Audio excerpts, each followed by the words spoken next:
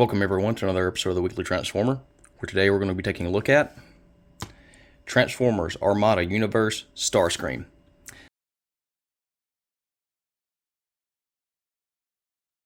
I don't have a tight connection to Aramada. The show aired just when I was out of high school.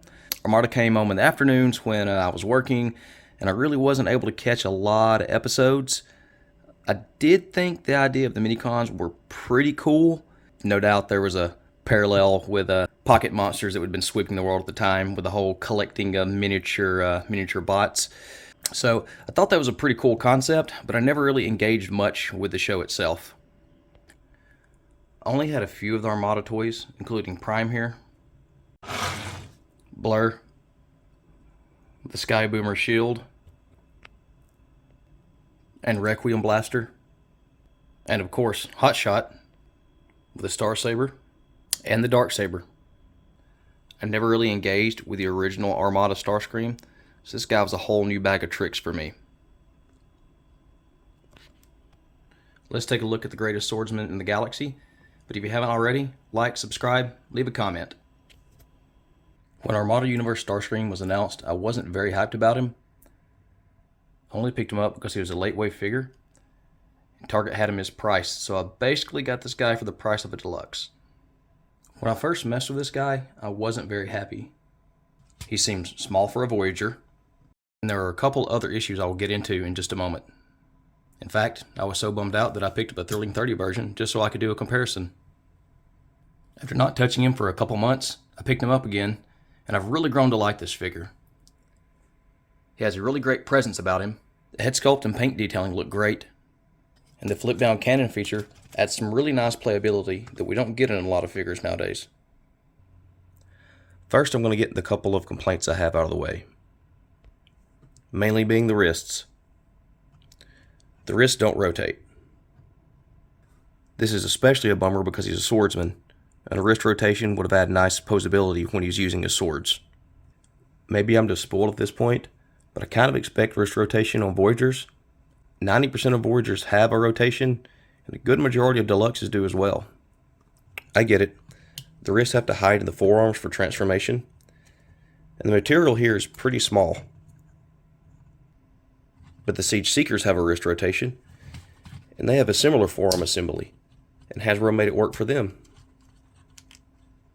Budget or lack thereof is the only reason I can see they didn't put this piece of engineering in.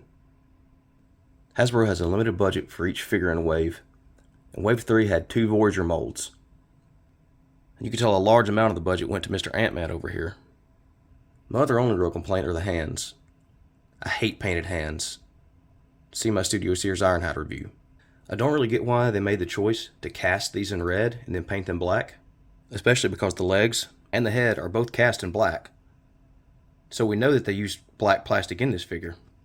Also, the panel that covers up the arm is cast in black and painted in red and gray. Seems like they could have just cast the fist the same way. Those are the only real negatives I have here, and they're pretty nitpicky because they're just pet peeves of mine. The proportions work well, posing is outstanding, and aside from the wrist, you get all the articulation you would expect. The equivalent of 360 at the shoulder, though the wings get in the way, 360 above the elbow, and above the knee. Waist does have a 360 swivel, but the cockpit gets in the way. If you untab, you can swivel all the way around. Arms go out to the side, as do the legs. 90 at the elbows, and due to transformation, slightly more than 90 at the knee. Ankles tilt forward slightly, back due to transformation, and side to side, which is way better than the perma-tilt on his Thrilling 30 counterpart. Head is ball jointed for a full 360 around, which also allows head tilt down and all the way up. I love a head tilt all the way up.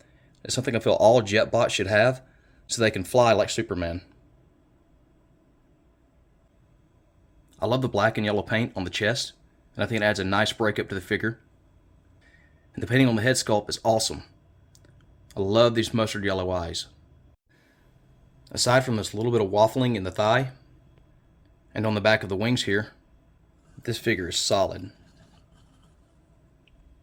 The team even engineered gap fillers on the back of the legs that become an exhaust in the jet mode. Accessories include the Starsaber. No, not that one. This one. And his wing sword. On the stream, Mark from Hasbro Design mentioned that they couldn't integrate the wing sword because of budget. But I think I would prefer two of the wing swords rather than the Starsaber here. I think the coolest accessory are the cannons, if you can call them an accessory. They flip all the way down to give Starscream a cleaner top and better head rotation. They look cool as a jetpack, though I don't guess a jet needs a jetpack. Cannons can be flipped all the way forward to give Starscream the ultimate firepower. This allows him to make the foolish decision to try to blast Unicron into oblivion, to which Unicron so kindly returns the favor.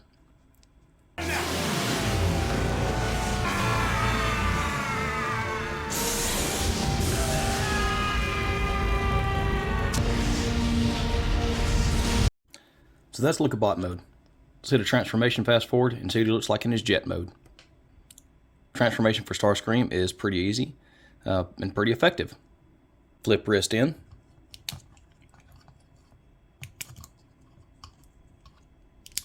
Open jet up. Close heels down and point toes. Open leg spacers up. Fold legs in. Insert legs into hollow cavity. Clip exhaust together. Loop head down. Slide arms over on these hinges and collapse down. Tab in back section. And here we have Aramada Starscream in his jet mode. The jet mode looks pretty good. I love the color and detail on the cockpit. It's accurate to the toy and the animation model.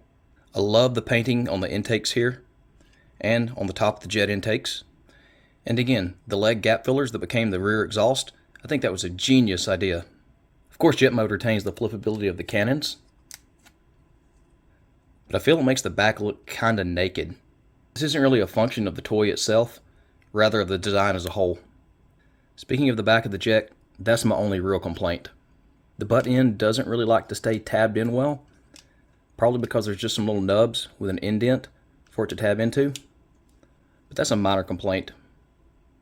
The only other thing I'm not a fan of is the red where the hands fold into the forearms that make these front intakes. I feel if these were black, it would have served double duty in looking better in jet mode while also not having to have the fist painted. The only real complaint I have in this mode is the weapon storage. I don't think it looks good at all. I feel if we had two of the wing swords, at least it would have created some symmetry. And if we had two of the same swords, you could have at least pegged them in like this to give him longer wingtips. And the Starsaber just hanging out under the wing here just looks derpy. So that's been my look at Transformers Legacy Aramada Starscream. Figure I wasn't really stoked on, but grew on me over time. Thank you all for watching The Weekly Transformer. Happy toy hunting, and God bless.